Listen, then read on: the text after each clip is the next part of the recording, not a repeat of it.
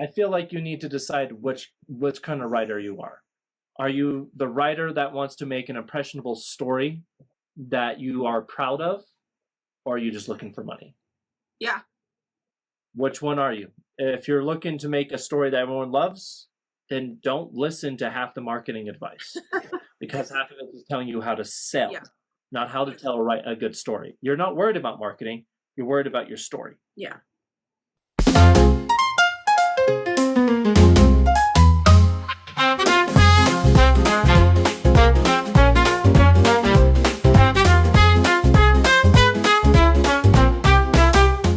Welcome to the Indie Shelf Podcast. This is a show where we interview indie authors and you are an indie author. So welcome. Well, thank you. So tell me a little bit about yourself. Who are you and what got you into writing? Well, I go by V.K.Ridge as my pen name, preferring to keep as much of my personal life off as possible. I've been writing probably since I was preteen. It's just kind of one of those things where I picked up the idea of taking stories, and it's kind of gone from there. Probably helps that I have an insane imagination just to come up with things, and it just kind of spirals from there. You know, when you're a truck driver for a living and all you see is road and road and road, your mind tends to want to focus on something that's not music or an audiobook or a podcast. And then you find yourself thinking, oh, what if I did this as a story? And that's just kind of how I decided to say, hey, here I am. I'm going to start writing professionally. And now we're here. Nice. So yeah, your mind just kind of wanders after a while, huh? Yes. Okay. And so what do you do when you're wandering about? Do you, at every stop, do you write it up? Does it you hold it, mull it over, and then what does that look like? How does that transfer? Most of it's me thinking, oh, that'd be a cool idea, thinking about it. And then if I think on top of the thinking that it might be a good idea, I write it down on my notes thinking, I will touch that later, or I will let that simmer. And most of the time it gets thrown in the trash, or I'll write 2 or 3 chapters thinking, yeah, I'm not feeling that. And then I might move on to something else. Okay. But this one pushed through. This one broke through. It really did. I was not expecting that. For context, when I wrote Where the Gods Once Roamed, it was a whim. Out of nowhere. I had written a book a few years ago, actually, published it and everything, almost the similar way that I did now. Regret it terribly. And I was like, I'm not ready to push out more writing. At that point, I just had a kid. We were moving, and a bunch of stuff happened to where I don't have time. And by the time I stopped writing, peak COVID happened. And that's when I was just full-time truck driver. They needed us on the road. They needed us doing as much as possible.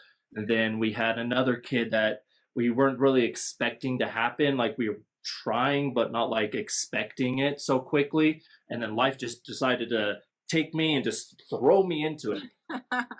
And I was dabbling a little bit over the last year, submitting short stories, writing novellas, novelettes, some things just to, I'm trying to find the proper word, to give myself confidence again in writing. And I found some of that. One of my short stories took off. That one was Neurosilence. A lot of my friends, family liked it. Unfortunately, the short story competition did not accept it, but they said they really liked the concept. So, positive. But the truth behind Where the Gods Once Roamed was my wife was reading a Red Riding Hood retelling. And I was like, oh, that's cool. And then she tells me in the most cliche fashion, oh, the guy's the wolf. I'm like, why is the guy always the werewolf or the wolf or the shifter? I'm like, I kind of want to take this in a different perspective. So I was like, I'm going to try my hand at writing spicy novels and stuff. Or at least just try to write this little spicy book, take a Red Riding Hood twist, except for Red Riding Hood is the wolf. Hadn't heard of that, wasn't really into that stuff at that point. And it decided that, nope, you're going to keep that as a baseline, and that is not going to be the book whatsoever. Okay. And that's how we got to this whole Norse mythology, heavy lore, haunted house. It just kind of decided to become its own beast, and I kind of just went with it. Yeah, that makes a lot of sense. I hadn't thought about that, but now that you said it, I can't unsee it. Yeah, once you realize, you're like, oh yeah, the red cloak, it's there. She's a wolf, and you're like, yeah, it's there. But it really surprised me, actually. I was not expecting it to go that route. I was like, let's write a smutty shifter romance, and no, my brain couldn't do it. Have you read any spicy books? I've read some of the stuff she's recommended me. One of my favorites is actually Allie Hazelwood. She's kind of one of those ones I really like. Unfortunately, my main ingestion has been more of the really bad, written by men or just pure smut books that they get bad after one or two books, and you're like, why was I listening to this again? Or why was I reading this? Okay. What's like what has left an impression on you of all the smut books you've written? You've not read. Read? Oh. I think personally, Bride, I think, was a really well done one. That's probably the best one I personally have listened to / read. Mm-hmm. The other ones, I mean, it's kind of hard to say because like originally it was good, and now I don't even want to speak its name. Oh man, I don't even remember the author who read it because it's been years since I even touched it. Oh, Biscuits. Biscuits. I'm trying. I have kids. I have to not curse. Oh, I thought that was a name. I was like, okay, that's a name. That's a choice. No. Oh, it's skipping my mind. It's okay. Don't worry. I can't remember, but it was one of those cliche, oh, I'm the hero and all these women are monster girls or something. Very anime-esque. Okay. Hero. And written by female or male? This one was actually surprisingly by a female, which surprised me because it read like more of a male fantasy, which I guess I'm just not a fan of, but I like the storytelling elements they had of it. Okay. Fair enough. Okay. So in that note, actually, it's perfect for my next question. What is the genre of your book? I know what it says in Amazon, but I want you to tell me.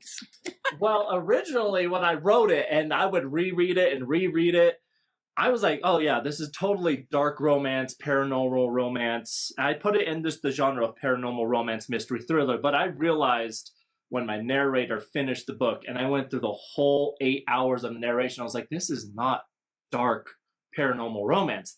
This has got cozy haunted romance vibes out the waz with some Norse mythology mixed into it. It's super cozy, but also like you got some scenes that are terrifying in there. Like, so I have this little nook next to a window, and every time those freaking ravens were mentioned, I would like look over. Like it gave me some anxiety, man. That really came up during the editing process. I noticed I put them in there once or twice because I do just kind of flow writing. That's what I call it, where I just write what I feel like needs to happen in the story and let it happen. Yeah. And I noticed they kept coming up, and I was like, okay, well, obviously they're meant to be in the story somehow. Interesting. So you just had the ravens kind of flying around. Basically, more or less. I was like, originally they came up kind of in the latter parts of the book. Okay. I don't know if you've got into that part. I know you said you were almost done with it. I read it. It's done. You're done? Yeah. So you know about the tree and what happens with it. Do. That's where they kind of took a prominence because I knew what I wanted to do with them. Spoiler alerts. Well, let's try not to. But yeah. Like, there's 2 of them. That's all I can really say. Yeah, no, there's 2 of them for sure. And they play an important part. And like you kind of get the sense of them because they're like persistent and annoying, and they're always sitting and they're always looking and they're always like part of the scene kind of thing. but I'm surprised that they came. I'm surprised, and I also understand that they came later because they were a powerful imagery that kind of weaved through the book. Yeah, it really came out of nowhere, but it turned out to be like one of my favorite, like, kind of weaves that wove itself in. Just is like, yep, this is going to be part of your story. That's how we're going to do it. No, I liked it. So where did the name come from? Did the name come first, and then, or did it also kind of unveil itself? No, that was a lot of trial and error with my partner, because she used to be a book reviewer. She doesn't do that much anymore because she's just swamped with books, doesn't have time for arcs and stuff. But I kind of went through her as to she knew what I was writing because I was throwing off ideas with her. Yeah. And I was constantly like, hey, how's this title sound? Hey, how's this title sound? I was trying to get ones that felt like they were the vibe of the book, but also like kind of left a little mystery. Mm-hmm. And I probably went through a 5 or 6 days of just me thinking about the title for it. And then one day I was like, okay, these are my last 3. Which one do you like most? And then I ran it through the rest of my betas and my friends and family. And they're like, oh, no, we like this one the most. And I was like, okay, that's good enough for me. All right, fair. Very democratic. Well, I'm here for the readers, not just for myself. As much as I like telling a story, I have to consider the people who are actually reading it. So it seems like you have a really good support system because you involve everyone. I'm very lucky, I would say, with my support system. I have family members that are brutally honest. And that one of those is my wife. She will tell me straight up if something is wrong, not right, hates it. I've got other ones that'll tell me their nuanced parts, and it's one of those relationships I'm very grateful for when it comes to writing that I hope and wish that other writers also have. No, that's nice. Well, this book is heavy on archaeology and poetry and academic interpretation. Where did that all come from? My love of Norse mythology and archaeology, actually. Okay. I kind of put myself for the first time ever, like, I've never put myself into a character. Like, I've always had who they are, what I want them to be, and who they become, but never, how would I put myself into this perspective? And I was like, well, I love archaeology, I love Norse mythology, and based on what this book has become and wants to be, I feel like that is a foundation upon which I already know a lot about that I need to expand and put through the book to give it just more substance. So you did a lot of research. A lot. Yeah. How much research did you do for this book? And what was this way? I spent more than 12 hours looking at a map of Norway. Amazing. Alone. Just the map. Nothing, no, that's not including the rest of the research. That's amazing. I mean, I'm sure it's a lovely map. Google Maps is great. But when you're trying to keep as much accuracy as you can with current times, and you find yourself going down a rabbit hole of where is this city? What is this city doing? What are they popular for? And then you find yourself having to add just tiny little details to make that part more real. And then you're like, I was supposed to write, and it's 2 a.m. and I haven't put down a single word. But that, I'm sure, is that going through that process made you choose the place that you did? I feel like you were very specific about where you located this story. Originally, no, actually. I thought I wanted it further north. And again, Google Maps, books, and websites are only so useful as compared to having your feet on the ground. Unfortunately, I've never had the opportunity to actually step into Norway as much as I love seeing it on the big screen or in movies, or how wonderful the landscape is in comparison to Colorado, because their mountains are very much so like ours. So I had to go onto a Reddit group being like, hey, I'm basing a book off here, trying to use some of your language, but I want to make sure that I understand these regions and areas. And they're like, no, you can't put that there. Not based off what you put in it. That's blank, blank, and blank reason. And it turned out I had my the region, there's a word for that, the area was all off. Instead of having the mountainous pines, waterfalls, and glaciers, I just had Arctic birch, which was like, no, that's not the vibe. That's not the deep forests I need. I need to go further south. So I started asking some questions, getting in touch with locals, and they're like, oh, this is the perfect place for that kind of book. This is where I would suggest this is some of the stuff we enjoy. That is so cool that you reached out like that. That's awesome. Like leveraging social media to kind of get your story accurate. That's pretty cool. So I already know that you're just very passionate about archaeology. It's not that you are pursuing a degree in archaeology, because I thought the doctorate thing was very specific. Why did you choose the character to get a doctorate while the book was happening? I think I'm living vicariously through him. I missed an opportunity when I was younger. That was the thing I wanted to pursue was archaeology. Mm-hmm. Fortunately, as families go, some of them tend to be a little toxic, and they can be a little harsh with words. And being as nice as possible, they told me not to go into that, and I ended up in a dead-end career with a college that closed on me, and kind of missed that one opportunity I had to go into it. I see. So, okay. So you put a lot of yourself into this book, it seems. More than I think I have any other book. Why? Why this book?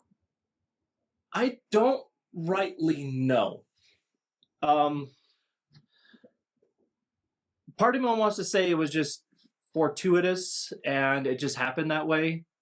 However, if I get a slightly religious here, I think because I am a Norse pagan and I do follow the Norse gods that show up in this book, I think in a certain way they kind of are like, no, this is the story we want you to tell, and we're going to guide you and put yourself into this perspective that we have kind of helped you create, if that is not too radical.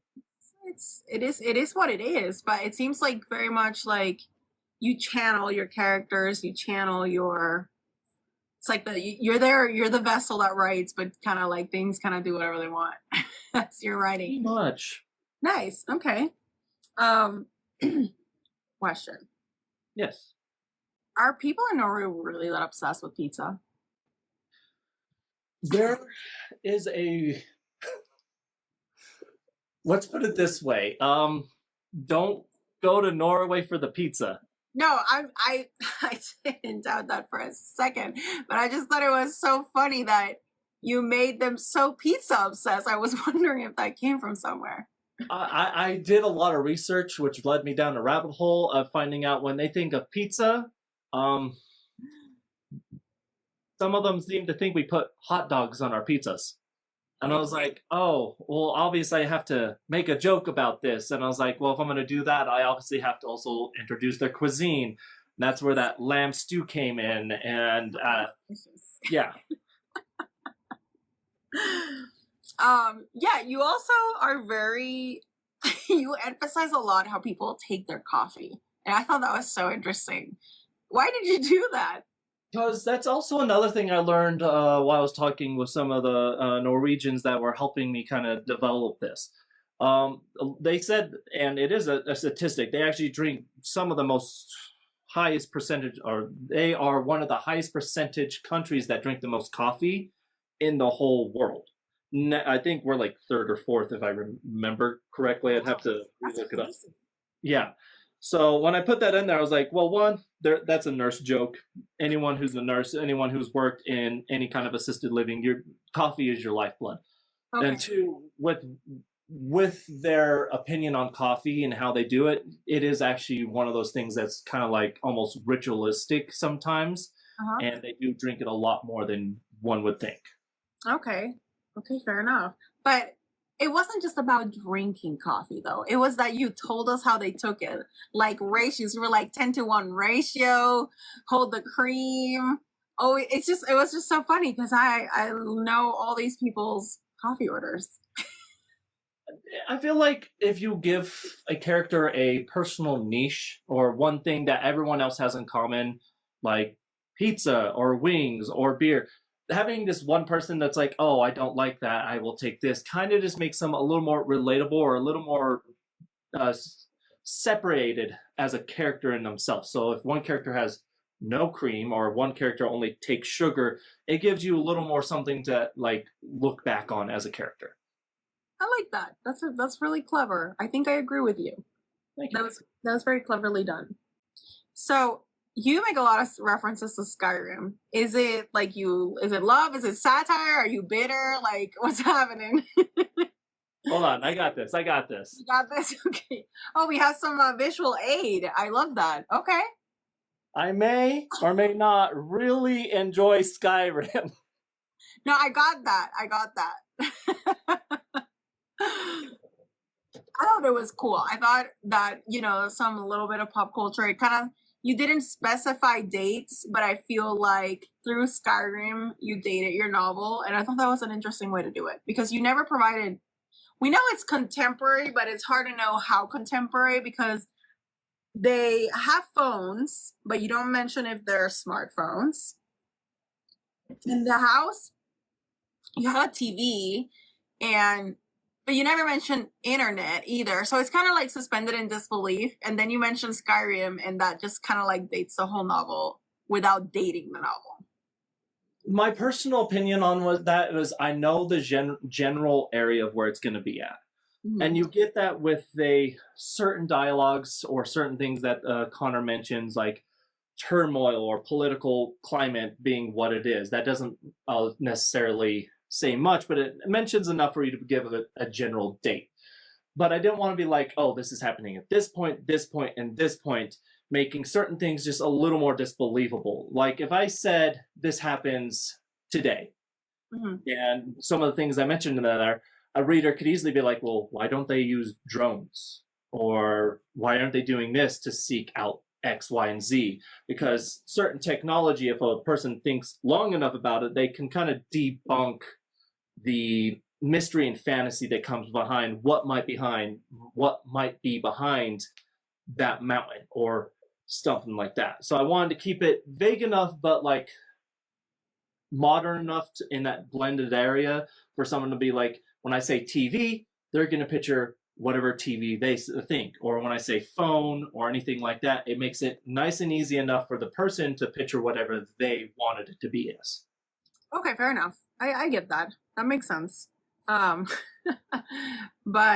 I thought it was well done. It's not a critique by any means. I think it was a smart move. And it also like helped, like kind of, because myths and fables don't have dates. They have like a vibe. And so kind of your book was about vibes. And, I think that not saying a specific date aided to that. I'm going to take a quick break here to say hi to everyone that has joined. Hello. We are talking here with V.K.Ridge, and he wrote Where the Gods Roam, which is a... When did we decide your novel's genre is again? It is a dark, cozy, paranormal romance, I think is the easiest way to put that. That is the best way to put it. It has some... We haven't gotten into that, but damn, it has some really interesting spicy scenes in this book. And I wasn't expecting the spicy scenes. So when they came out, I was like, wait, what? I didn't know they were coming. But they're good. The book has an interesting plot, and I do recommend it if you are into werewolves in a way that I don't think I've ever seen before. You should definitely check it out. So, you did something really interesting. Actually, yes, Heather, I think you would enjoy it. Heather is actually the person I interviewed before you, and she writes dark romance. And you should check her episode. I think you guys would actually have a lot to talk about. I think you'd enjoy it. And yeah, Heather, check it out. We'll talk about it later. So I think you did something really interesting. You wrote in first person, which awesome. I'm so glad because I love writing in first person and I've interviewed so many third person peeps.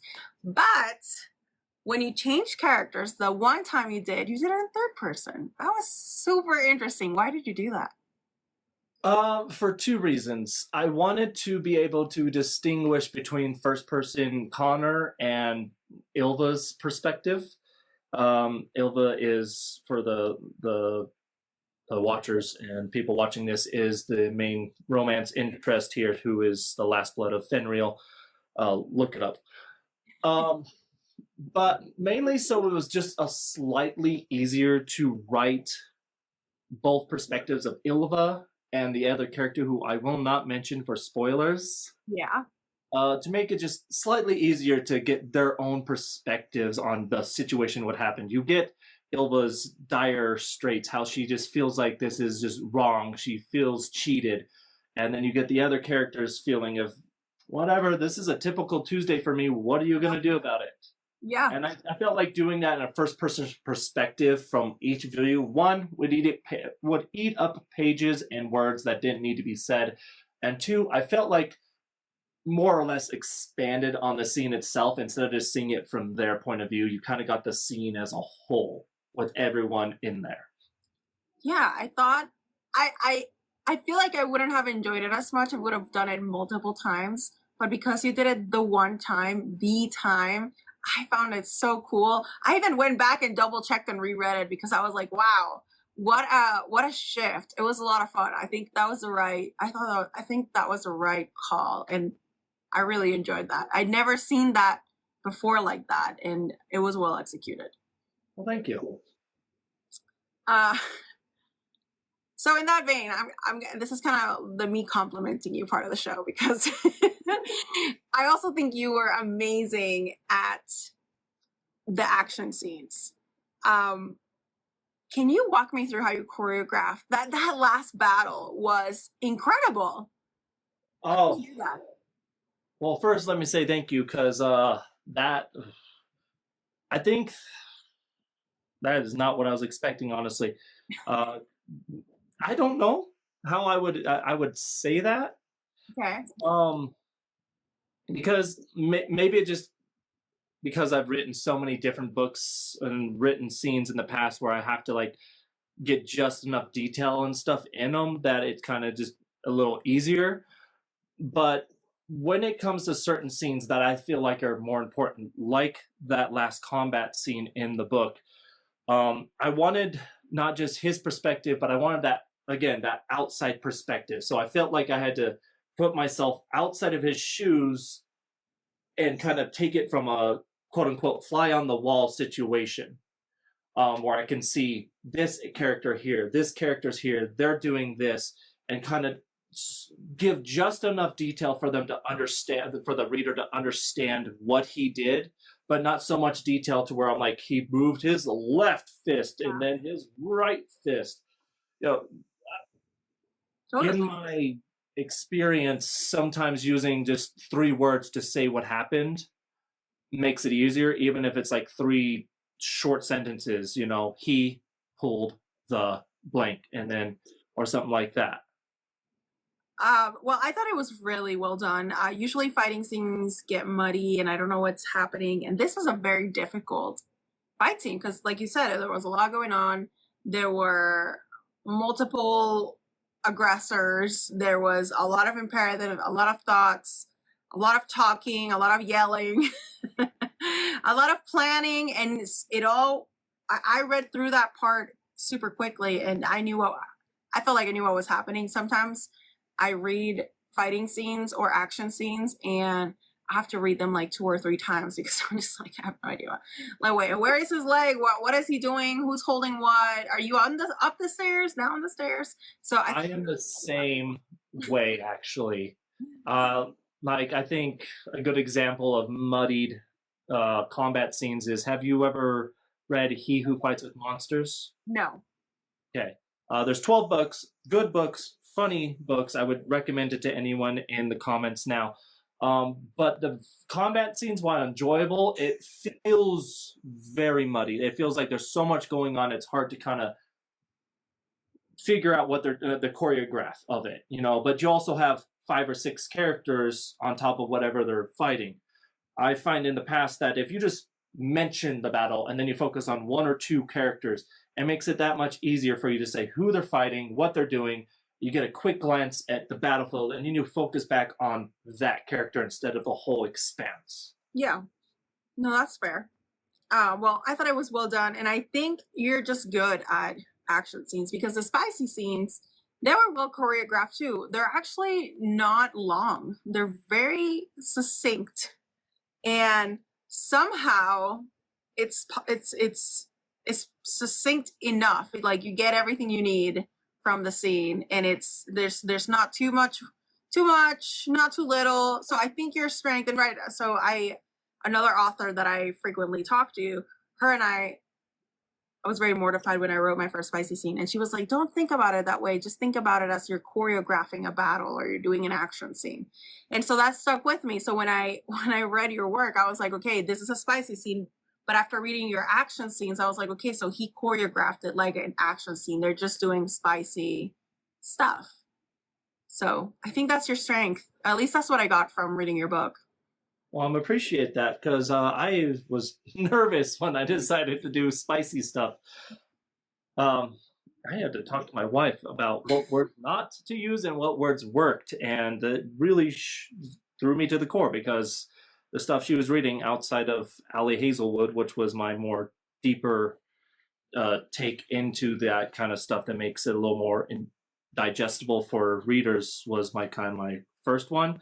When I was writing this, I was like, oh my God, I can't believe I'm writing these kinds of words down on a page. Why did I agree to do this? It's mortifying. I don't blame you at all. And, you know, well, I have a whole segment on spicy scenes, so we'll get to that in a minute. But actually, let's get to it right now. I ain't gonna complain. So, okay, your book is a furry's dream. Did you do that on purpose? No. No? No, I did not. This comes back to the, like, I was just like, I should write a Red Riding Hood retelling, but Red Riding Hood's the wolf, and it's smut. I just wanted to get back into writing, and I figured smut would be easy. So when I went into writing these, I was like, I have 3 ideas in my mind, and I want to do. But because, again, I'm not very well versed outside of the minor stuff I read, I was like, hey, how many scenes would you recommend a book? How do you write your scenes? And she tells me, well, you got to work your way up. And I'm like, okay, so I'll work my way up slowly but surely.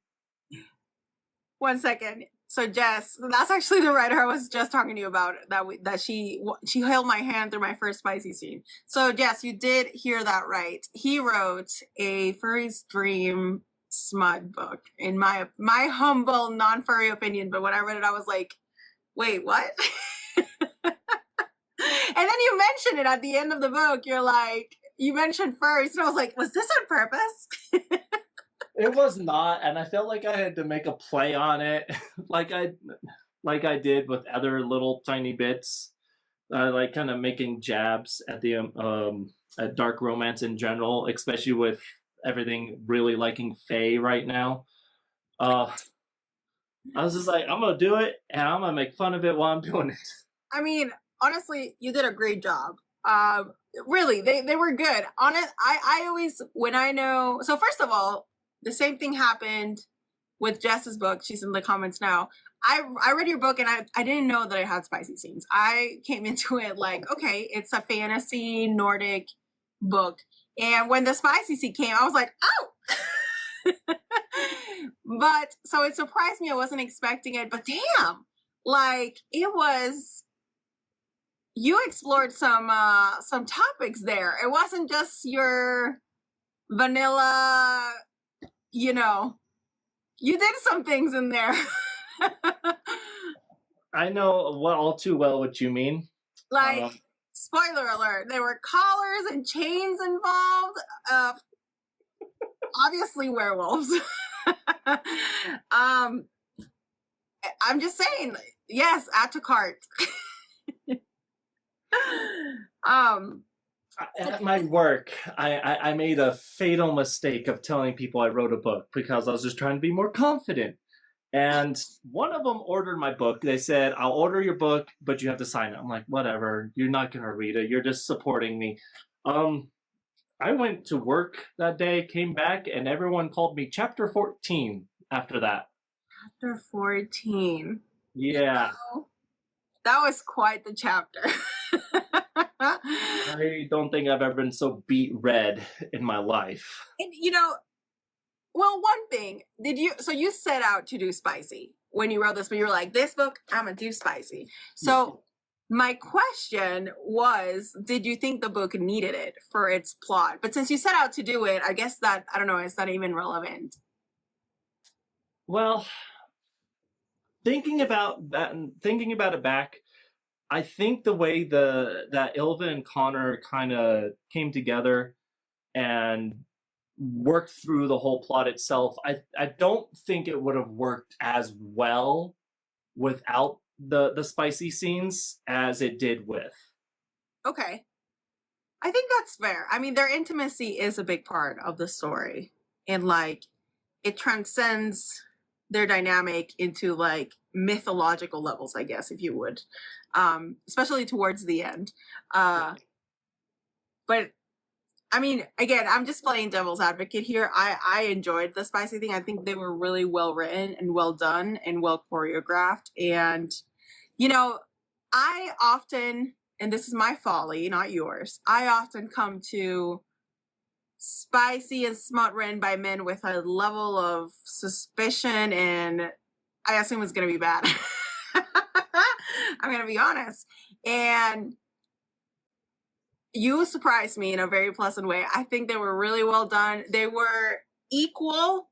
They both got the releases in a way that, you know, was fair and realistic and not like one-sided to one gender or the other. And I appreciate that. Yeah, and that was my experience too. That's why I was very tepid about trying to do this. I didn't want to be a cliche man where all you hear is insert slur for male genitalia here every single second, and mention inserted girth here, and mention how much she enjoyed it X here.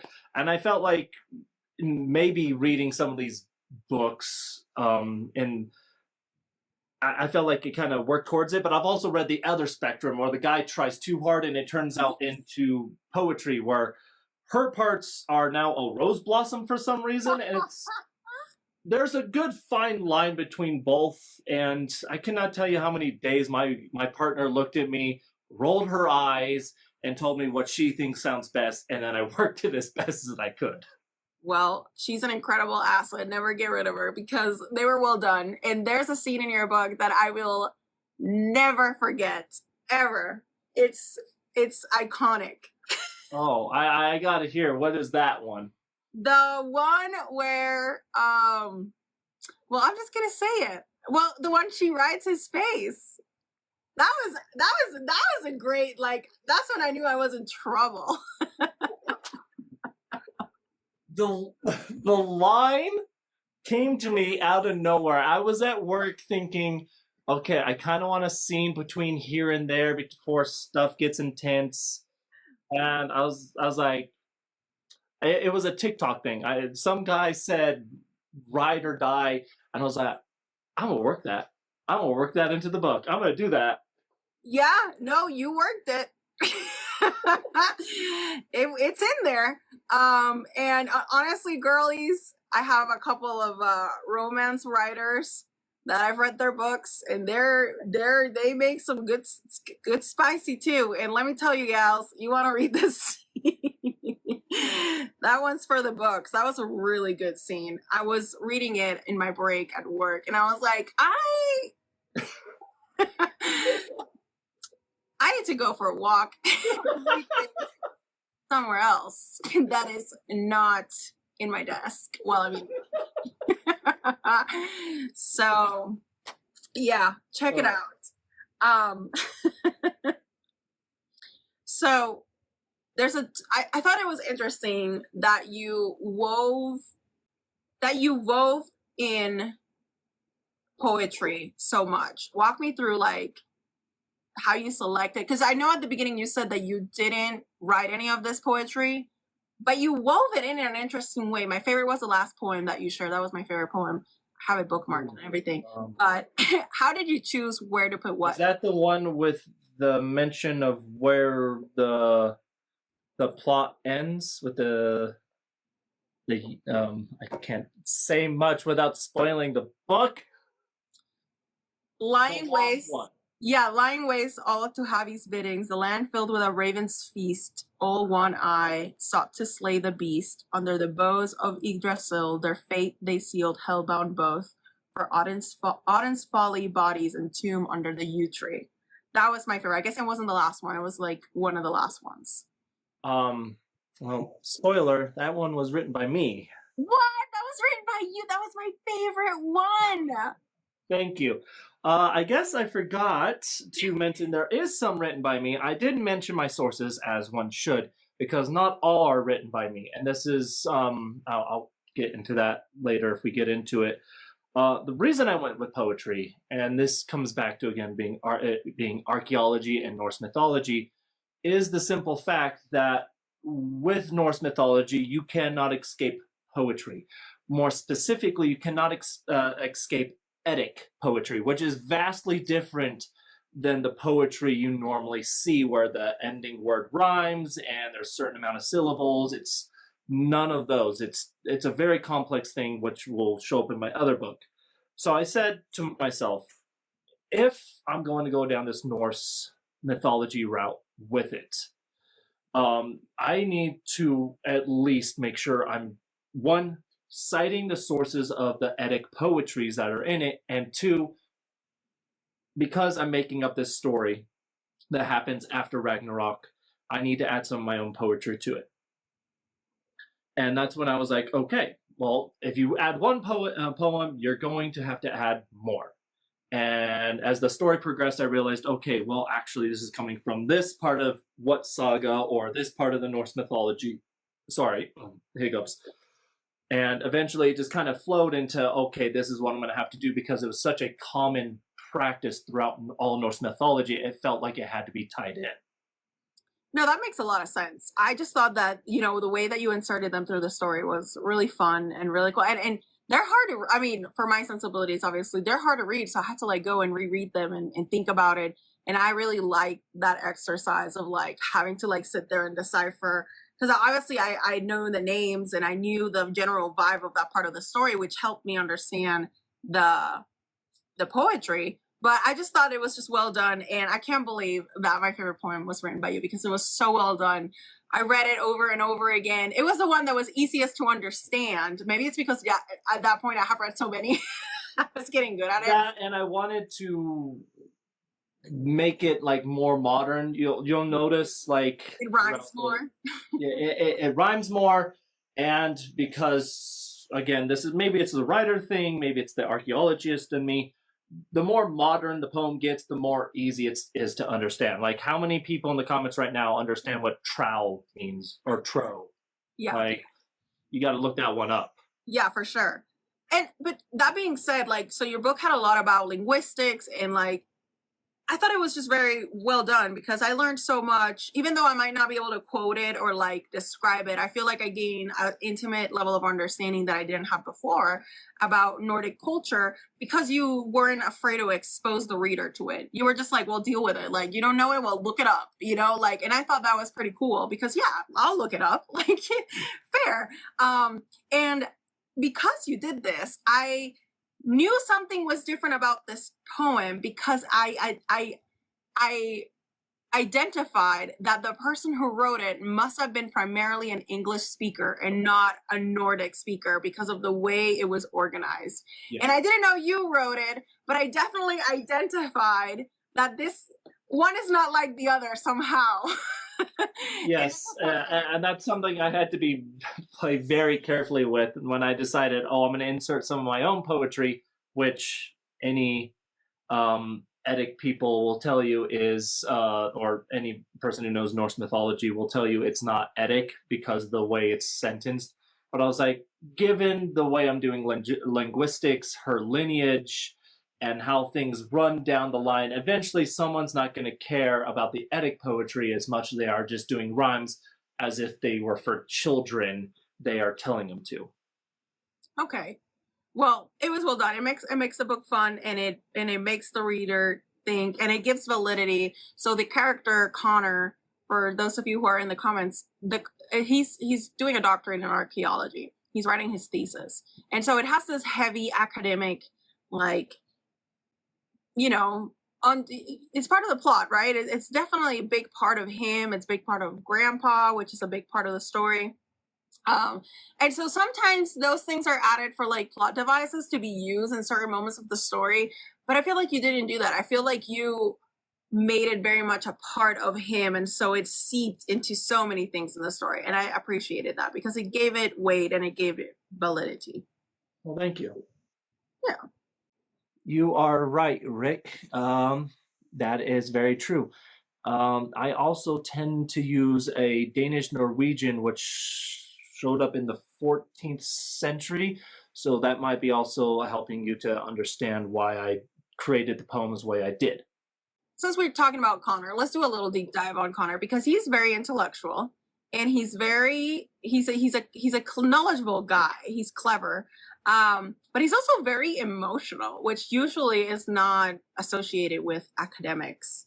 Do you think, I know you put a lot of yourself into him, but like, what was the heart of his arc, do you think? Like, what is he about? What's his deal? Well, I think the main driving point of why I made him so emotional before the pinnacle of his story was that I wanted to kind of also detach again. And sorry, I'm jabbing at dark romance here. I wanted a male character that actually was an adult who was able to process their emotions. And that's also something I've had to work on over the years.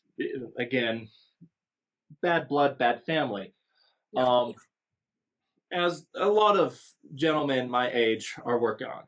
Yep, you can see it right here. Oh, there you go.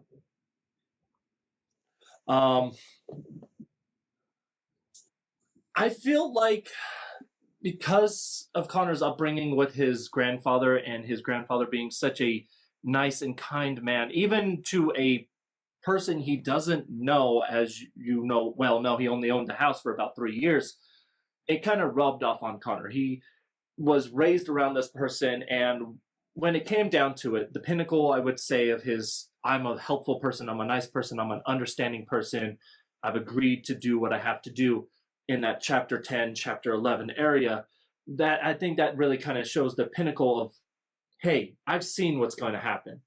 I know and understand because you've actually told me instead of leaving me in the dark. So I can actually help you and help myself and be better for it. Yeah, they were very mature, I have to say.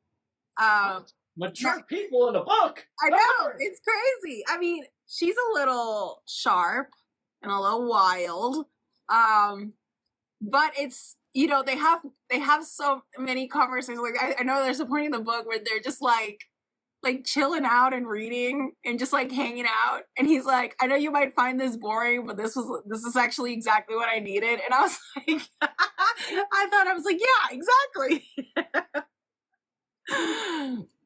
So yeah, definitely emotionally secure MMCs, and I don't know, I thought that was really refreshing.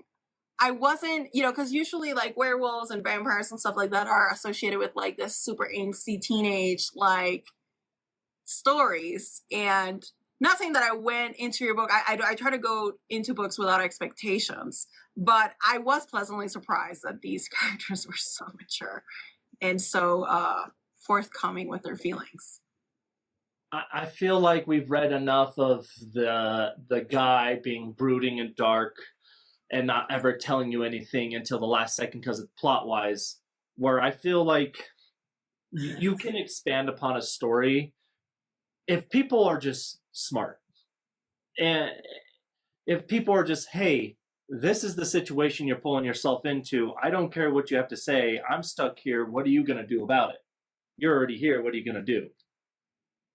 Yeah, and he did that. I mean, this is pretty early on in the story, so I don't feel so bad at spoiling it. But then after they had their little like she was like intimidating him, and he like went back intimidated, and then he was like, no, I need to talk to this girl, like, and just walked into the woods and was like, I'm here, like, come talk to me. And then she's like, what are you doing here trying to talk to me? And he's like, look, I just need to talk. If you're gonna eat me, just eat me. He's very resigned. I mean, my aspect on that was like, what are you gonna do if a demi-human literally comes at you? You're not gonna be like, well, I'm going to do research and hiding my house for 5 days. You're going to be like, you just showed yourself to me and didn't kill me, and you're telling me we're going to do a pact? Yeah, no, I need more information. I know, it was so great. It was really refreshing. Because you found plot in other ways that were funner than just like the dynamic of them being bad at communicating. And I thought that was really clever. It was really fun. Yeah, that was refreshing. Okay, so Ylva. Obviously, she has a lot of baggage. Like literally a lot of like, so much baggage. But I think they complement each other well. She's a little impulsive, you know, just a little, just a lot, just a little, just a lot, just a little. But talk me through her creation, because I know you put a lot of yourself in him. So where did she come from? It kind of came from the same idea of, okay, we have the shy, like, I'm frail, can't do anything female character who suddenly can wield a bow. And I was like, no, I'm not going for that. I'm trying to break the norm of what's going on right now. I want this character to know who she is, but not enough because her family has such a long lineage. I can't just give you everything because then that would just ruin the story. But then it goes deeper from that. You know, if you're raised in a cottage, in a grotto, in a dying village because you're cursed, that I feel like should be no spoiler. I'm not going to mention much more. You're going to learn how to do things. You're going to have folk tales that your parents told you. You're going to have things that are told to you so that you can survive. And you mix that in with that classic shifter characterization where they're like, oh, well, because I have the wolf or the X-beast of this kind, this is how I react. I feel like you put those two together, they naturally flow, and you get a character like Ylva where she's not afraid to admit what she feels. She's not afraid to put her dominance down what she needs. And at the end of the day, she's really just going to be like, yep, this is a situation. Here's where we're at. Help me or not, and if you do, this is what we get out of it. I enjoyed that, and I love how, honestly, this comes from a great place. I love how that seeped into the spiciness, because it made it, yeah, for real, because it made it, one, realistic, and two, very fun. And again, because the transitions, if you would have explained it to me, I would have said they were abrupt, but when I read them, I was like, yeah, because that's what happens when you're stuck in a house and it's snowing outside. What are you gonna do, right? It's the classic, oh, there's only one bed, except for, oh, we're stuck inside of a house with each other. No, and the funny thing is that there were many beds to choose from. And so no, but it was clever because she, again, it goes back to that like maturity in your characters of like they know what they want, but that doesn't just go or exist to advance the plot. If they're gonna have intimacy, that's gonna seep in. Their personalities are gonna seep in, and I thought you did that really well. I thought it was very good. Well, thank you. Yeah. So I do have one criticism, just the one criticism. Oh God, no, only one. You broke a rule. Oh, what rule did I break? A rule of spiciness. There was, because they're so mature, there was no tension. There was some tension, very slight, but you broke a cardinal rule. I tried my best to add that tension. I added a whole chapter between the first spicy scene too, and probably deleted it. Well, no, but wait, hold on. There is, from the first time to the second one, which is my favorite one, there is some tension there because they have like stuff to do. But it comes from like, we have stuff to do, not like, you know what I mean? If you read spicy novels, the tension sometimes is like this forbiddenness. There was no forbiddenness. There was, we have shit to do. Ness. I tried. I tried to add that, oh, should I, shouldn't I? And I was like, no, these aren't these characters.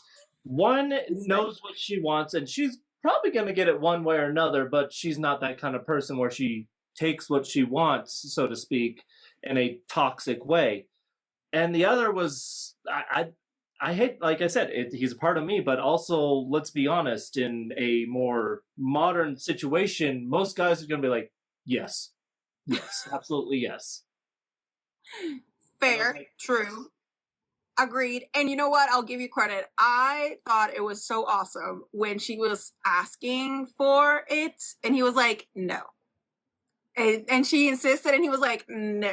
And then, she was like, okay, fine, well, no. I thought that was cool. I thought, so I'll give you that.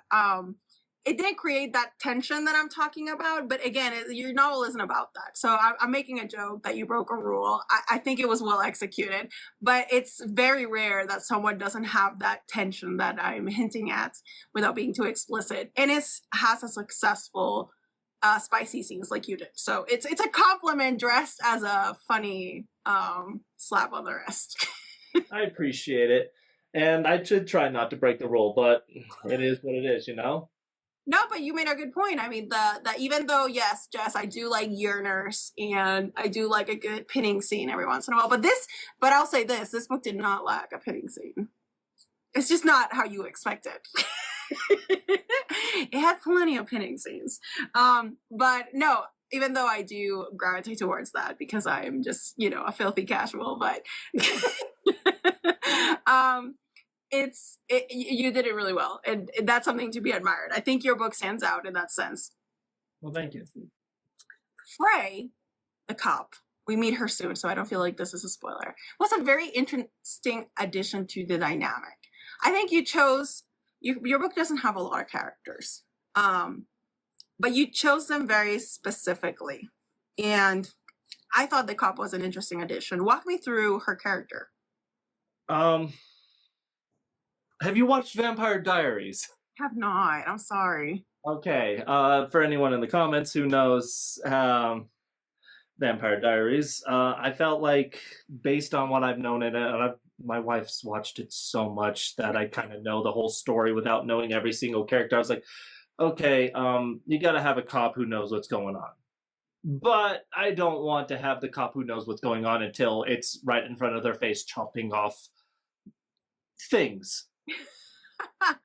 Which was a move, by the way. I didn't know this was this type of book, and then you did that, and I was like, oh, this is this type of book. Okay. It came as I was trying to, one, I felt like there needed to be an extra character that was there who knew but wasn't always involved. Someone to fall back onto for later books, or generally just to have a conversation with, or more twist the plot in a way you weren't expecting. Like in the beginning where they're like, oh, it's cultic activity, or X, Y, and Z is happening, and this is my opinion. One of those characters you think, oh, they're not going to come back around until they do, and then it turns into this whole twist. And you don't get much more of her until the afterword and book 2, where it kind of dives more into her as a character, where she stands, how she feels about things. But I felt like her character is a bit of poetic nuance is the word I'm looking for there. For anyone who knows Norse mythology, Tyr is the god of justice.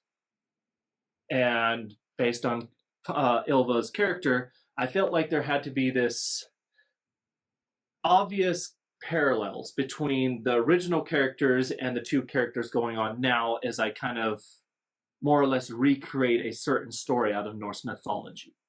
And Fray really fit that area, and as you'll find out in book 2, she really starts going into this whole friend, but also helper, but also I don't know why I'm doing this kind of person. Yeah. No, she's a very complex character. At first I was like, okay, well, she was just like a character to explain the surroundings, and then, like you said, didn't see her for a little while, and then she came back full force. I mean, I was surprised by the twist. Like, I thought that I honestly didn't know where it was going. I was like, as the percentages increased, I was like, what are we? So you definitely surprised me. I thought that the way that you ended things was really fun. I didn't even expect it to happen where it happened. I thought it was going to be further away. So you nailed it. I think you did what you set out to do. So I couldn't predict it. So that's, I don't know what that says. I'm not saying I'm great at predicting books. I'm just saying that as I was reading yours, you were able to weave me around and I think have the reactions that you wanted me to have out of your book. I'm glad to hear that. Yeah. But I'm a little confused about something in the end. Yes, go ahead. So at the end, without giving too much spoilers, she gives one, but there were two. Are we going to see the other one in the second book? Or did I misinterpret that? Because I read it a couple of times and I thought there was still the one left. She just gave the first. Oh, that scene with X character I can't mention and in the third person perspective. That scene? Yes. Yes and no. Okay. I can't say anything. Okay. Outside of you're not half wrong, but you are wrong. Oh my god. Okay. All right, well, I'll just have to wait. You're working on the second book? Second book, well, you'll be pleasantly surprised to know will be coming out this fall. Wow. I already have the cover. Nice. Are they gonna line up really nicely in my bookshelf? Well, let's see. This is my first time live. Let's see if I can throw everyone for a loop here. Can I do an image on here? Do you have I don't know. Whoa. I don't know if you can do that. Hold on, though. I thought I saw something to where you can put an image on here. Let's see. Yes. Mwahahaha. All right. Are you ready for this? You ready for this? You saw it here first, people. First exclusive look at the next cover for the second book. In 3, 2, 1. Oh, well, let me zoom out. Oh, interesting. Where serpents dare tread. Oh my god, this gives me nothing. But that's gorgeous. I love it. So wait, hold on. Let me pull up the original one. So the first book, so that y'all can appreciate. Hold on. There we go. Hold on, let me go closer. Nice. Oh my god, I'm excited. Yeah, I love your art style. Talk me through that a little bit. Who designs your covers? So this one, I'm gonna keep this up for now on. All of my covers have been done by Kara, a close friend of mine who lives in Indonesia. We've been working together on projects, little art pieces here and there over the years. Some things I've just randomly want, but he has what he calls an antique style. I would call it neo-traditional or somewhere around that realm, like the original one. And that took almost 2 weeks because I kept changing my mind and everyone else kept changing their mind. But he's done other stuff like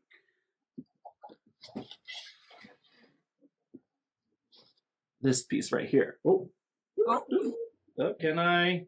There we go. Something like that. Nice. I see what you're saying. Yeah, he's got a very vintage, traditional look.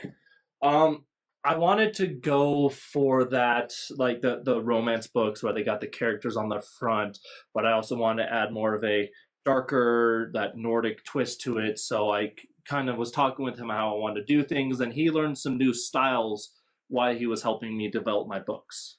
Nice. Yeah, I can see the runes in the font type. Does he read your book before making the cover, or do you kind of like give him a bit of a overview? He knows the general synopsis of what we're going to do. Okay. And then we kind of go through characters. He gives me sketches and drawings, and we go through. Like I said, this whole cover was a whole 2-week process. The other one took almost as long, but that's just because we were having a language barrier. Like I said, he's from Indonesia, so we kept having a typo when it came to the fonts, and I wasn't able to fix them on my end until later on. Okay. Well, that's awesome. Looking forward to it. I can't believe it's coming on fall, so it's coming up quick. We'll get answers within the year. So I have some fun little questions for you. Go ahead. Let's say the Norse gods read your books. What would you think would be their review? How dare I make them look like enemies? I would be smited so fast by Odin and Thor. 1 star. Oh, not even a star.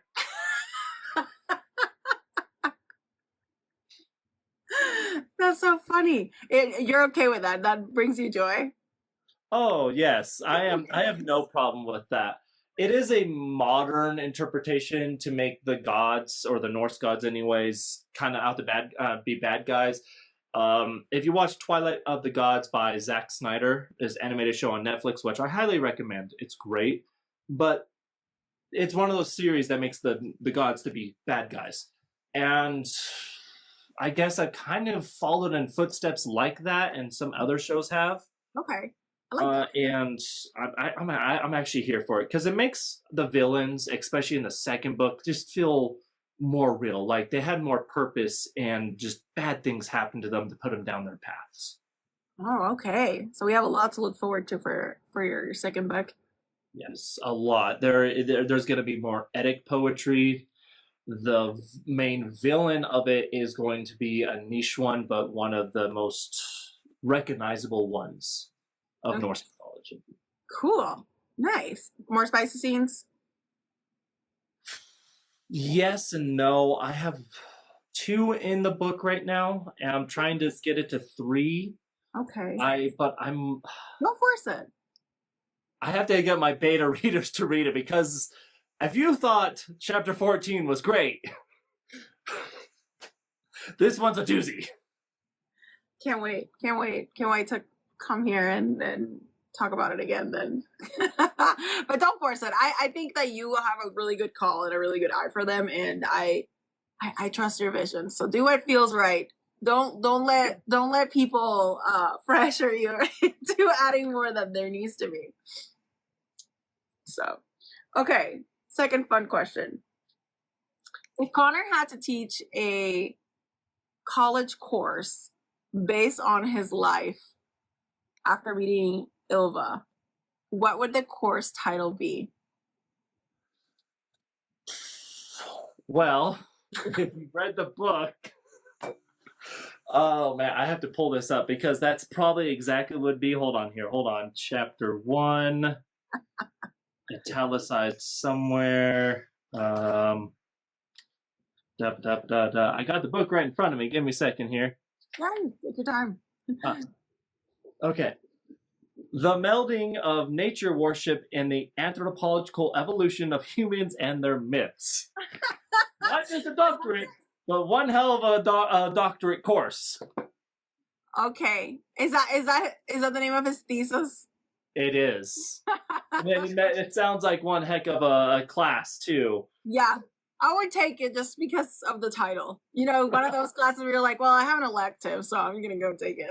There you go. I got free time. What could he possibly tell me? Next thing you know, you're talking about furries. A furry's dream, man. At least what I think is a furry's dream. I don't know. Well, apparently, according to my coworkers, you're not wrong. Oh, yay. I guess. This better not awaken anything in me. It might have been too late. Yeah, you're right. It might. Okay, if you can take one object from your book and use it in real life, what would it be, and how would it completely destroy your life? That hot spring. That hot, bro, for real. That I need that Deus Ex Machina in my life right now. I'm so glad you said that, because I was living vicariously through them. Every time they went into the hospital, I was like, oh man, maybe I should get one of those. How do I buy them? I can't say anything because it's in book 2. But if you know the Norse mythology outside of what I've said, you know what spring that wells up from. See, That's I know. all I can say.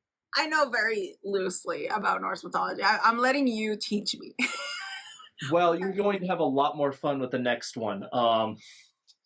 I would definitely say get a brush up on it, because it's not just like Zeus throwing lightning balls down. You have Thor hiding in gloves of giants and him drinking the ocean and all this crazy stuff. Okay. Norse mythology sometimes is just a fever dream, I swear. Perfect. Okay, so I need to brush up on my Norse. Good. I have homework. That's okay. I like homework. So, okay, we talked a lot about your crazy, amazingly fun story. So now I want to kind of learn more about you and your process. And like, it seems to me like you're a pantser and not a plotter. Very much so. So getting that vibe. But that being said, what is your process? Well, my general process is an A to B line. And again, I'm not gonna be a professional here. I don't know what I'm talking about. I barely understand the difference between the Chicago and the English style editing and stuff like that. So when I say this, it's more of a how I think of things. An idea comes in my head. What if blank, blank, blank? Like, for example, shameless plug, what if in the future art is dead? What happens? And then again, since I'm a truck driver, I get the opportunity and privilege, and it is a privilege without a doubt compared to some of these people out here having to work way more hours than I am, to just sit there and think about it. And my mind gets to think, is this a cool story? Is this going to work? Am I going to get there? If it works as a story, then my mind goes, where does it end? What happens at the end of this story you are trying to tell? Because you can't just say a story and say, there it is. With this one, it was, all right, yeah, I wanted to do Red Riding Hood, but that's not going to work. Okay, apparently I'm doing a Red Riding Hood, but it's heavily Norse mythology influenced. What's the end goal? Why are these two together? What are they doing? And then I fill in the blanks as I go from, here's where it starts, here's the end scene. I write my beginning and my end before I ever get to the middle. Wow, okay. Interesting. And then you just fill in the blanks. Pretty much. Yeah. No, I actually know a lot of people that do that, and I'm always surprised. And I guess it makes sense. I mean, you'd have to know where you're going, but it's a very interesting process, the whole idea of filling it in. And so once you finish your first draft, what happens next? So you wait a week and don't touch it and then self-edit, or what is that like from writing the first manuscript to publishing? What does that middle look like? I'm very particular about that. Love that. Yeah, this is where I get my nitty-gritty. Two things I want to do. I want to emphasize before I say this. When I'm writing, I do not listen, read, or anything else that is of that genre. Otherwise, I don't want to be influenced by something I liked in another book. I found out in the past that actually distorts my story because I like something so much, I put it into my own story. So I do not do anything in that area. So while I'm writing fantasy, I'm listening to cyberpunk because you cannot compare the two in whatsoever. Okay. The same idea happens after I'm editing, except for in reverse. I'm done. My story's done. I'm going to play some Oblivion. It's got werewolves in it. It's fantasy. I'm going to detach myself because I'm not thinking actively about my book. It's done. It might be a week. It might be 7 days. It might be 6 days. It could be 2 weeks. I will come back to it when my brain says, okay, we're done. We're refreshed. We have an idea of what's wrong with it. Let's go through. At which point I actively edit myself. Copy edits, line edits, all the punctuation. I go through with all my software, and I might be moving a chapter down, moving a chapter up, might be putting a paragraph in, and I'll go through that 2-3 times, and then I will read it through by myself. Okay. At this point, I say, is this story believable? Is there a plot hole? Is there anything I dislike or don't like? No? Send it to my beta readers, have them go through it. At which point, they will tell me, hey, this needs here, this needs here, this needs here. And that whole first draft to final draft before I send it to my proofreader is anywhere from 5 to 6 weeks, depending. Wow, that is very quick. That is fast paced. How long does it take you to write the first manuscript? I don't want to piss off the other writers, but do you want an honest answer? Oh my God, I'm dying. Here, tell me. It took me a month. Took you a month? It took me a month. My ADHD so hyper focused that I was writing 4 to 5 hours a night, and I told my wife repeatedly, "I'm sorry. Here's some chocolate. Buy a book. Here's this. Here's this." I was bribing her to stay out of the way until I got the first draft done, and then I annoyed her for about 2 weeks straight. We were watching horror movies and stuff left and right until I was like, okay, I feel like I got to start working on the book again. Wow, a month. Did you think about that? That's just the rough draft. That's not the whole 5 months of me getting from the rough draft to my narrator, which I'm still waiting for ACX to do their thing to publish the audiobook. Okay, no, but so what I want to know is you wrote the book in 1 month, and then it took 6 weeks for you to edit it and get it to your beta readers, get some feedback, fix it, all of that, and then hit publish.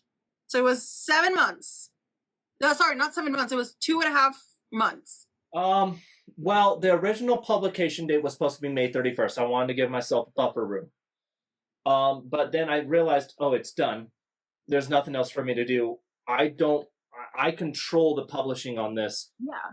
Really, I'm going to release it 3 weeks early. Oh, okay. Wow. Well, that's impressive. Kudos to you, because that is impressive. Did you spend a lot of time thinking about it before you sat down, ignored your wife, and wrote it? A little more than I'd like to admit. Again, I'm a truck driver. I get this unique opportunity to sit behind a wheel, play some ambient music, drink an energy drink, and do nothing but think about that and focus on traffic. Sure. It's a very unique, God-given opportunity that I have that I wish every other author also had. And I get it, because when I drive to and from work, I put some music on, and that's when I'm just driving there, and then suddenly a massive plot idea comes, and I'm like, so I get it. I can only imagine doing that for a prolonged amount of time. I would just be obsessing about my novel. So no, it makes perfect sense to me, and you're right. It is a blessing. So, okay. So you thought about it a lot, wrote the book, got it edited, and published so you started this year. Did you think you were going to have a book published during New Year's? So for context, one moment. This was one of the short stories I wrote to promote, to give myself the confidence to write again. Okay. You can get this on Kindle. It's just a paperback or ebook, nothing else to it. I was like, okay, I want to start writing again. My brain's flooding with ideas, and here's the goal. I'm going to set a random date once I know I have a story to commit to.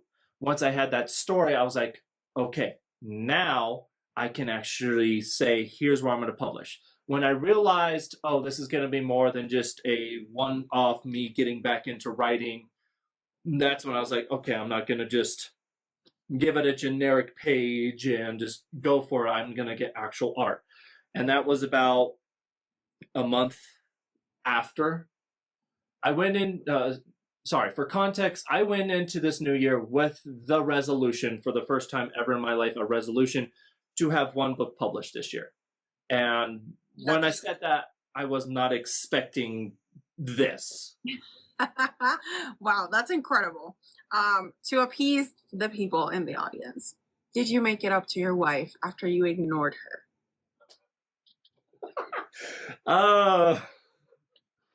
Did you do chapter 14 to your wife? No, I'm just kidding. I'm kidding. Don't answer. More like I'd have to beg her to do that to me. Fair. Well, anyway, did you or did you not? We're dying here. Oh, would you look at the time? No, yes, I did. She's a horror movie fanatic. I made us dinners, and I worked on stuff. The lucky part is she's a reader. That's her thing. So she can easily be like, yeah, I don't care. Go do what you're going to do. Leave me alone. I got 400 pages I got to finish in 3 days. She's that kind of person. She has read 78 books this year. Oh my God. And I thought I was a big deal for reading 22. Yeah, no. When I say reading is her life, reading is her life. Amazing. No, give her and send her all our book talk love to her. I wish we could hear her opinions about books, because I'm sure she has some fantastic notions. Well, if I could ever actually get her to show her face, you'd be surprised. She has actually a lot of good takes. Oh, I'm sure. And a lot of hot ones. You don't read that many books without having hot takes. Like it's just not possible. No, okay. So he did, to everyone, he did make it up to Swipe. We're all good. Everyone, unsheath. She does say I do owe her a few labubus for all the consultation over the last few months. Oh, yeah. You owe her some Barnes and Noble strips and some Starbies and and maybe a really cute chair for her to read on if she doesn't have one. Rocking chair. Oh, that's great. Oh, I love it. Okay, she's fine. Just Starbies then. So what was bookstore trip? Don't give her any ideas, Heather. Yeah, bookstore trip. Minimum a book per day. No, I'm kidding. We'll stack payment plan. So which one was the hardest scene for you to write?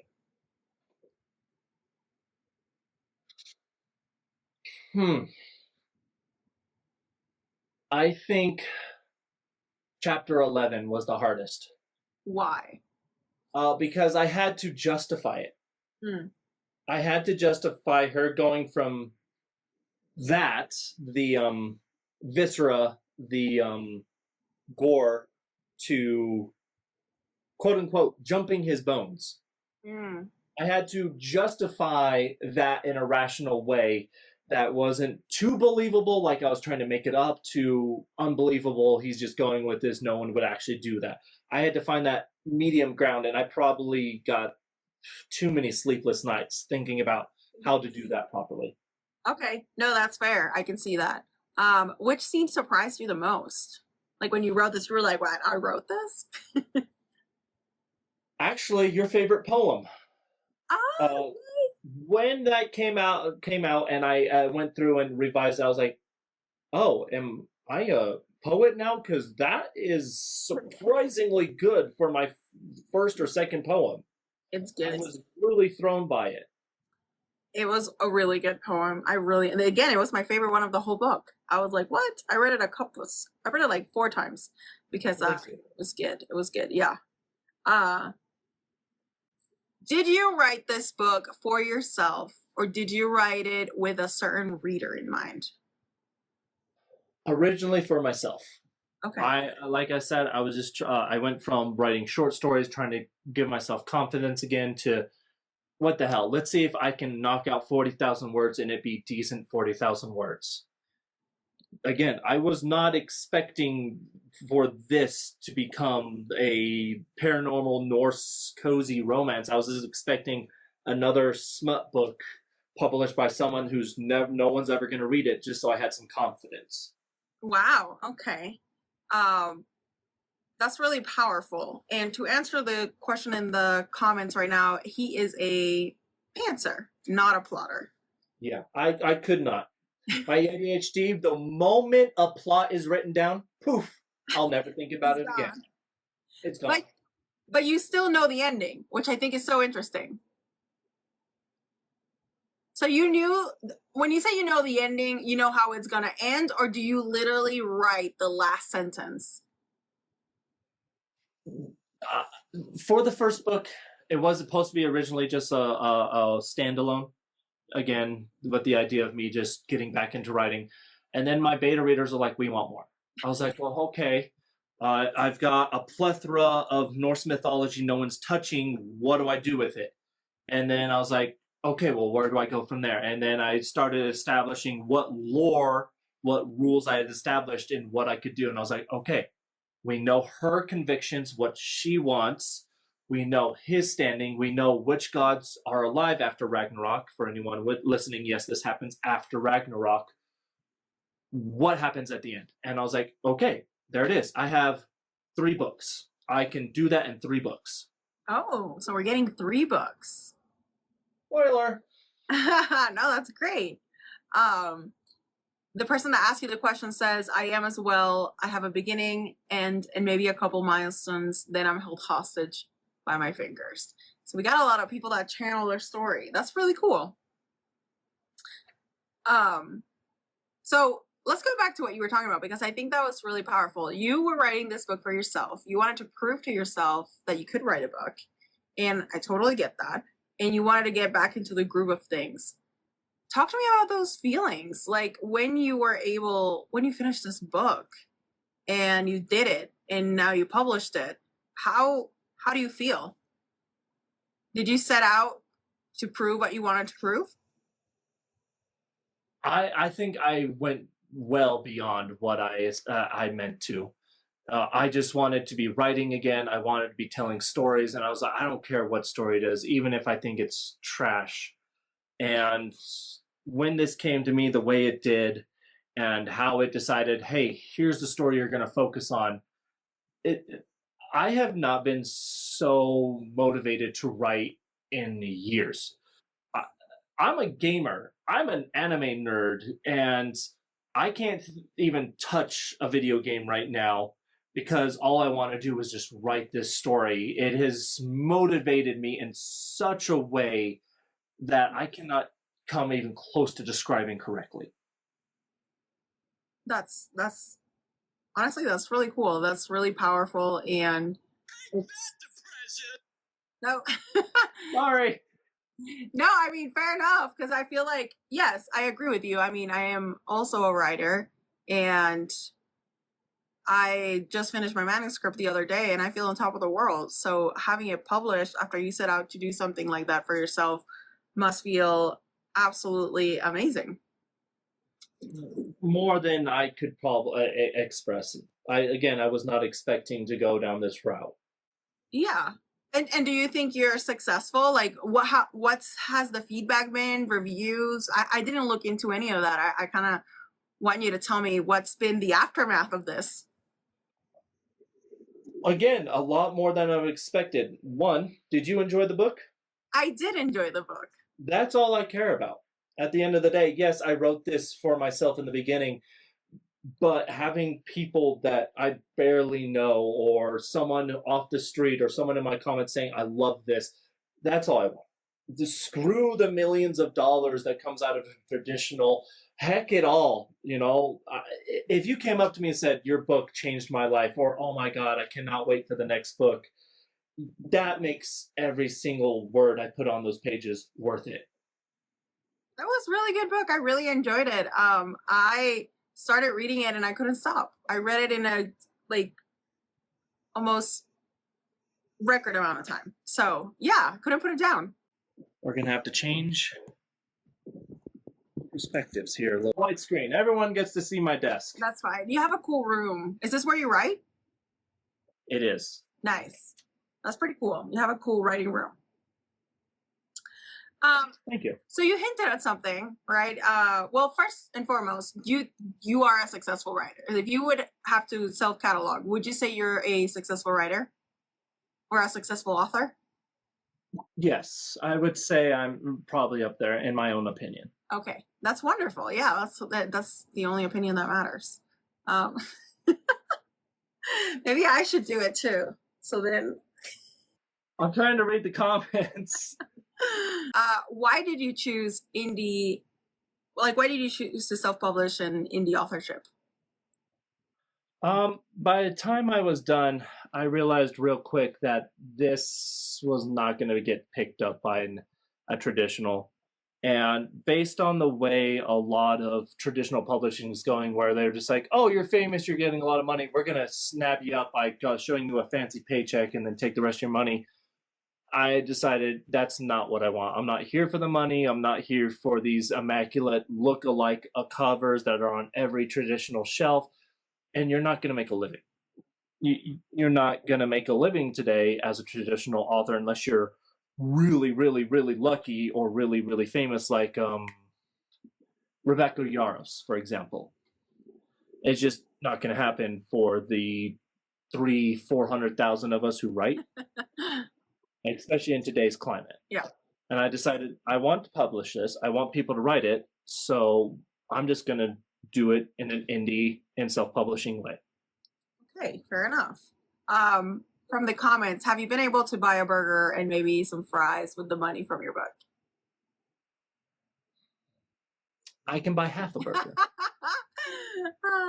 But you're not here for the money. You just want your stories told. I just want to see people's reviews saying how much they enjoyed the book. That's it. Okay. Don't worry, my review will be there tonight or tomorrow morning. I try not to do them before the interview because I know that authors read it immediately that it gets published, and I don't like to give anything away before the show. So what's next for you? I mean, what you're writing your second book, but now that you've gone through this experience, now that you've proven that you can do it, and now I'm guessing you're riding this high, and I gassed you up too, so you must be like on top of the world. Just a little bit. Just a little bit. I would say that next for me is I'm just going to continue down this path of I have an idea I'm going to write. I'm going to continue on with it, and if it works, it works. Like I said, the next book is Where Serpents Dare Tread, and that's going to be a lot darker and grittier. It's not going to have the same cozy vibes. There is, for lack of a better term, someone disembowels themselves by themselves in front of one of the main characters. I'm not giving you anything else. You're going to have to read the book when it comes out this October. Read it. Ish. October-ish. But I'm also not going to limit myself, and neither should any author. If you have a book in a certain genre where you want to write, and you feel comfortable writing it, write it. I'm not going to stick with dark paranormal romance. My other book that's coming out in 2026 is going to be a cyberpunk heist in the most classic sense of it being very similar to Neuromancer. If you've ever read it, if you haven't, I definitely recommend it. Okay, so wow, so you're writing 2 series at the same time, or is this other series kind of like in that process of you obsessing over it while you drive? It has a cover. It has a cover. You've been busy. I have been very busy. If you'd like, hold on here. Let's see if I can do this again. I got all the scoop. More visual. You get all the scoop. Amazing. Not at all high on your compliments. What? It's just, I'm just a very good reporter. Ooh. Oh, nice. Okay. I like it. I like the vibes. It's have you ever read a Philip K. Dick novel? You are talking to a #1 fan of Philip K. Yes, Dick. sir. It's giving Philip K. Dick big time. So I'm stoked about that. Oh my goodness. Stupid thing. There we go. What trope? Because your books has tropes. Which one of the tropes did you like writing the most?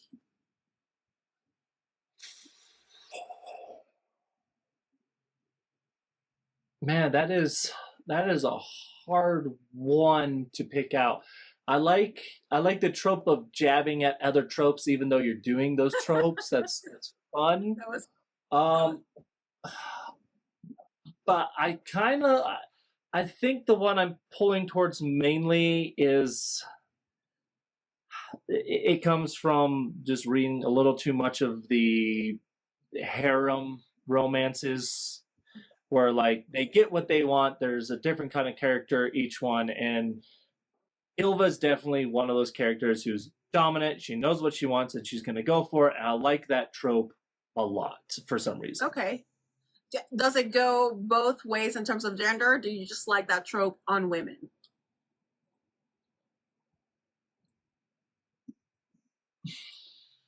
Despite me being bisexual, I have to say mainly on women. Okay, that's okay. This is a safe space. We read, we listen, we don't judge. Okay, cool. Was there any particular trope that you were like, I can't believe I'm writing this? Trying not to use as many of the common slur words as possible when it came to spicy scenes. Okay. I was surprised how many I had to use because those are what my readers, quote unquote, said enjoyed the most. Interesting. Yeah, I cannot believe how many times I had to say the C word because they thought that was the best. Yeah. Okay.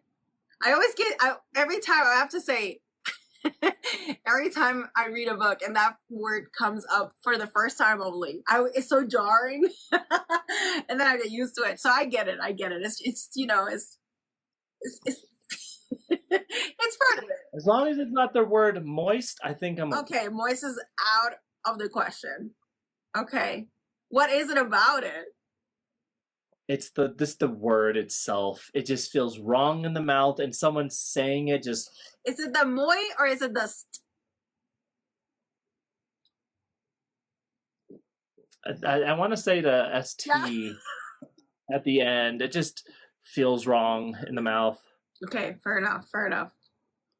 So, if you had one piece of advice for baby authors or maybe your past self, what would it be? Ooh, crease, that's a bad one This too. is bad. Yeah, that is bad.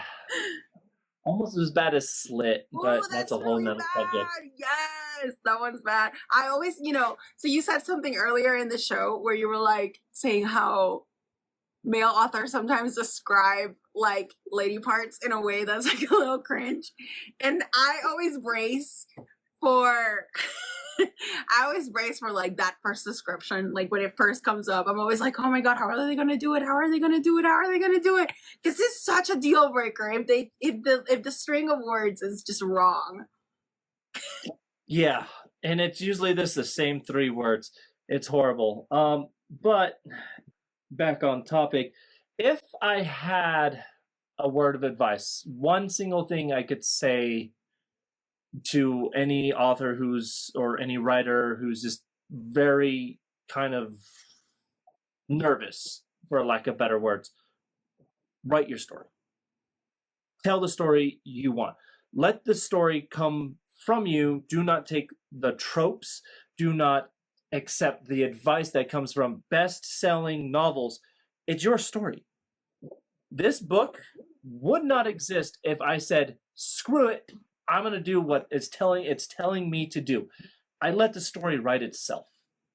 And that's what you need to do with your books and your own words. You just need to write it yourself. Nice. It's beautiful. I think a lot of people need to hear that. Because I feel like a lot of people get stuck in the what's marketable, what's popular, and sometimes you just need to go with the flow. I feel like you need to decide which kind of writer you are. Are you the writer that wants to make an impressionable story that you are proud of, or are you just looking for money? Yeah. Which one are you? If you're looking to make a story that everyone loves, then don't listen to half the marketing advice because half of it is telling you how to sell, not how to tell a good story. You're not worried about marketing. You're worried about your story. Yeah. We have a question from the comments. Do your characters speak to you? Well, I had a dream the other night where I got bitch slapped by Ylva when I decided I wanted to do something with her character, so I would say yes. Your self-conscious is creeping in. Just a little bit. That was not a fun dream. I was like half asleep, and it's that point where you're like half asleep, the dreams are coming in, they're coming in and out, and I just kind of was like there, and I got bitch slapped. She's like, what the f do you think you're doing? I was like, okay, guess I'm not gonna write that part. Wow, that's cool though that you're getting so immersed. I also interviewed another writer who has the same experience. He says that like it's just part of his brain now, part of his brain chemistry now. He's on his 7th book, So That's impressive. yeah, so we already lost him. Oh my god, you guys, you will love Ylva. Like, no, you have no idea. Like, if this book is not already on your KU, if you don't have KU, then you need to purchase it. Like, there's just no way around it. You need to meet this girl. You're gonna love her. And she actually slaps him in the story too, so that's funny. Yeah, that came out of nowhere, so I was like, okay. If you had to compare yourself to an author, who would you compare yourself to? Ooh, all right.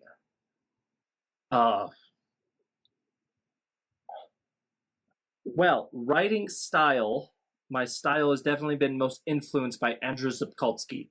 If you don't know who he is, he wrote The Witchers. Oh, okay. He was the biggest influence on my writing style. However, if I had to single down a writer, oh man, that is with this book.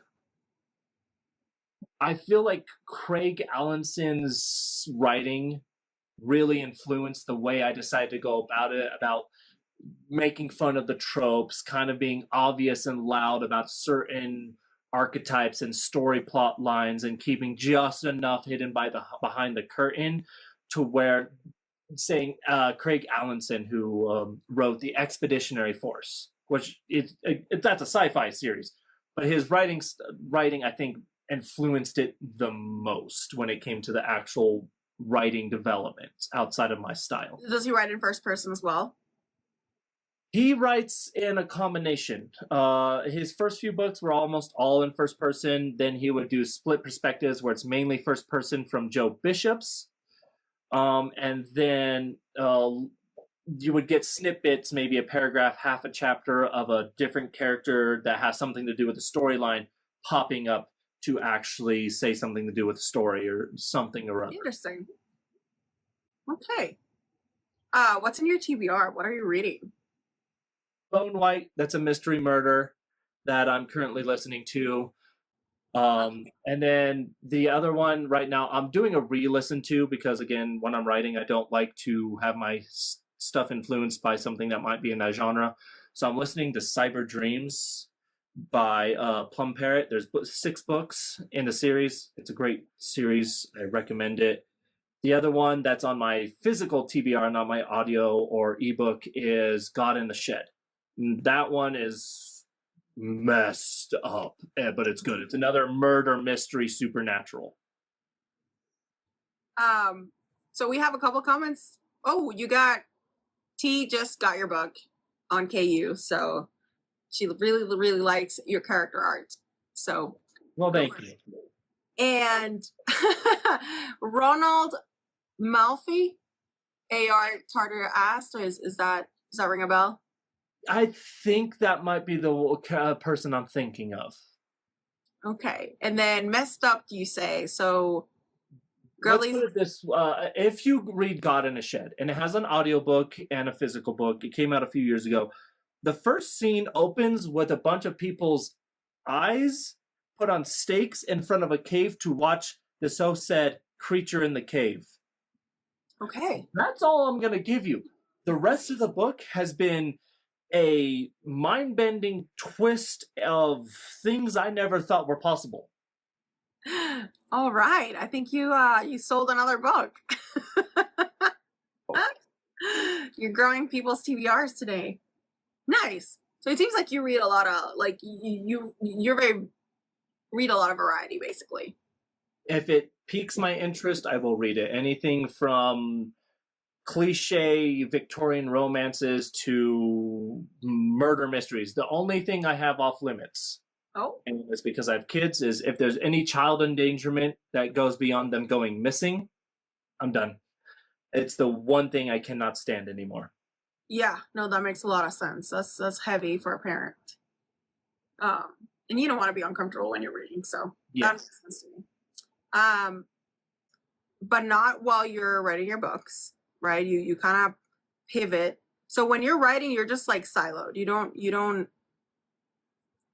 You don't read any, you don't like intake any exterior stimulation at all? You're just like writing your book? Very rarely. What my process, and this has been the most successful for me, is if I'm writing science fiction, like with my my cyberpunk heist book coming out next year, I won't read cyberpunk. I won't read sci-fi. I won't read heists. I'll listen to some podcast or music, but I don't want those to influence me. I want the story to come from me, not a plot twist that I really enjoyed from the last book. Yeah, no, it creeps into your subconscious, and then you're like, where did this come from? And then you're like, oh yeah, that's where it come from. Do you read in the authors though, or do you just read trad? Again, I read basically whatever I enjoy. Craig Allenson, the one who influenced the style of the first person perspective in my book, he was originally a indie publisher. He self-published the Expeditionary Force and his Ascendant series, which is a 3-book classic fantasy series with a romance interest. Really good. He was originally indie and still technically is, unless you count Audible giving him his podium. Everything else is he self-publishes. My rule of thumb is it a good book? And am I going to enjoy it? I don't care about much more. I want a story. I don't care how amazingly poetic you wrote it. I don't care how great the editing or the cover is. Is it a good book? That's all I care about. Right now I'm doing an arc read for, and this is just the arc read. I know they're doing indie publishing for Didi Pounder, which sounds like a weird, that's just their profile name. They're one of my followers. I follow them. They're doing a classic trucker, werewolves, and smut vibes. It's a great book, completely independent published. Nice. That sounds kinda, you better drop that in the who is he? When does it come out? All that good stuff. I know it's an arc read. I don't know when she's planning on releasing it. Okay. Do you find yourself as a male author? Do you read more male authors than female, or are you pretty evenly split? If I had to get like down to like the finer details, I find that I enjoy the male fantasy, but I feel like women do horror better. Oh, hot. Yeah, I know that sounds interesting, but one of my favorite authors is where is she? Darcy Coates. Darcy Coates. I love her haunted houses. I love the cozy vibes. I love the scares. Gallows Hill was freaking phenomenal, but I cannot find another author that really compares to that kind of good classic ghost haunted houses. I think she does it phenomenal. Well, I have to bat for my man who I interviewed a couple of episodes back. He wrote The House Rules, and it's a haunted house. Have you read it? Have you seen it? It's on my TBR because it sounded so dang interesting with a brother perspective. We made a whole episode about it. No spoilers if you want to go check it out. And maybe it'll convince you to read it, because I think I'm not a horror reader by any means in capacity. That's not my genre, and I enjoyed it immensely. And I think you will too, just by the things you described. Yeah. It sounded very interesting. It went right immediately on my TBR. Now I just have to, shrink the TBR. So, we have a great question in the comments. What is it about a woman's perspective on horror that you find so compelling? I wouldn't say it's the final girl stance. I find that very cliche. Maybe it's because my wife enjoys just too many slasher horror movies. I'm more of a ghost guy.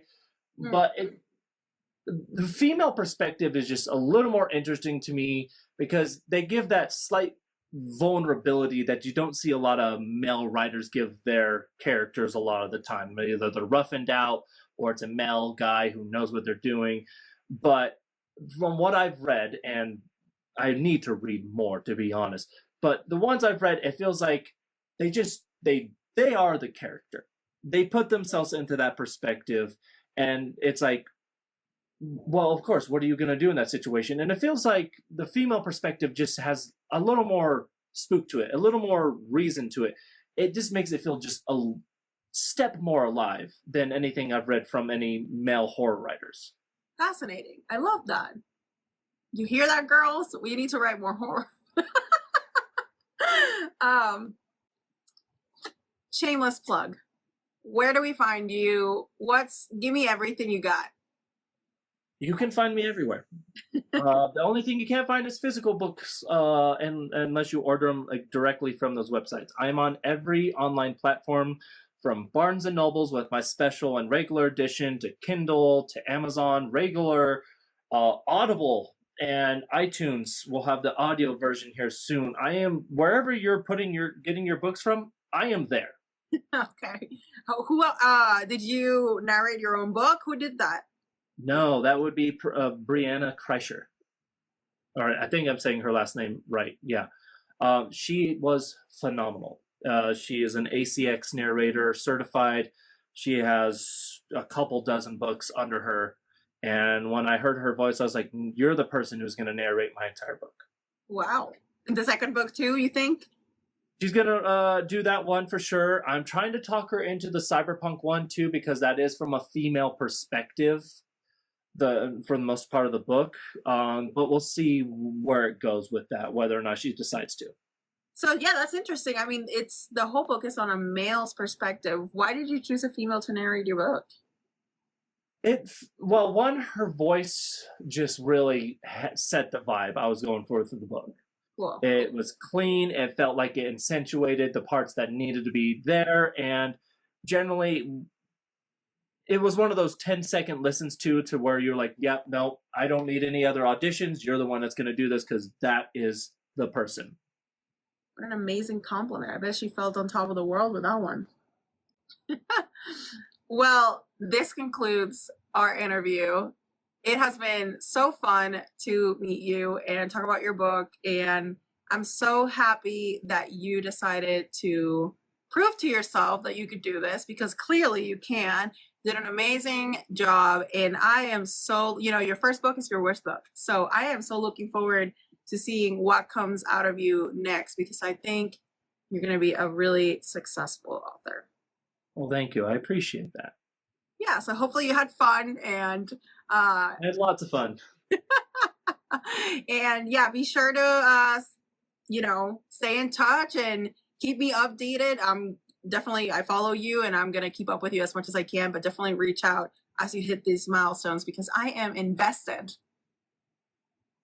Well, I'm glad to hear it. I will keep you guys as updated as possible, and I appreciate the opportunity to be on here. This means a lot more than you realize. Oh, honestly, thank you so much for indulging me. I am a small channel. I am a small podcaster, but I appreciate that you just came on and chatted with me and answered all my silly questions. You indulged me. I wanted to do this. I was like, podcast, books, indie books, sign me up. Yes, indie books exclusively. So if you go trad, I never want to see you. No, I'm kidding. I'll be happy for you. But no, yes, I love the indie author journey, and I love to see how people come about their books and their decisions, and everyone has an amazing story to tell. I have yet to get an author up here that says boring stuff. So thanks so much. Have a lovely night, and go pay attention to your wife. Our book talk is going to get mad at you. Will do. Thank you very much. Have a good night. You as well.